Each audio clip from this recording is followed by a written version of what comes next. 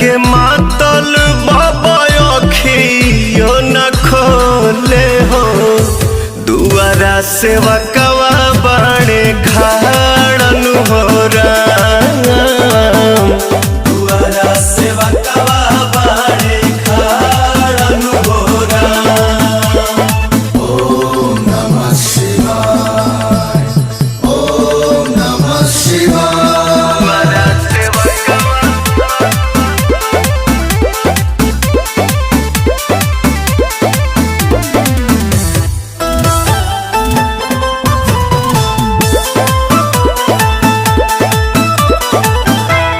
मुझे